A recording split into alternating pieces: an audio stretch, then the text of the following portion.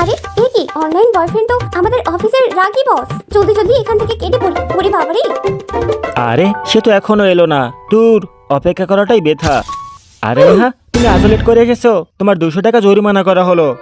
দূর চাই, এটা কি হয়ে গেল? নেহা, তুমি কেন এলে না জানো? আমি তোমার অপেক্ষায় ছিলাম। বেবি, আমি একটু সমস্যার মধ্যে ছিলাম, তার জন্য আসতে পারি নাই। Sorry baby. ওকে, তাহলে কালকে দেখা করো। আচ্ছা ঠিক আছে। মোটেও না।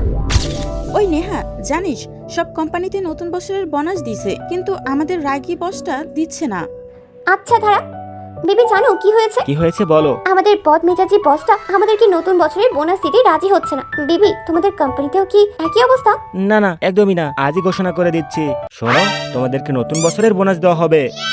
তাহলে আমি তো দুটো বোনাস পাবো। এই যে শুনেন, আপনাকে বোনাস দেওয়া হচ্ছে না, আপনি তো রোজ লেট করে আসেন, আর এটাই তার শাস্তি। দূর, এটা কি হয়ে গেল? এই যে তোমরা কি ভাবছো? হ্যাঁ, জলদি লাইক আর সাবস্ক্রাইব করে দাও পরের পার্ট দেখার জন্য।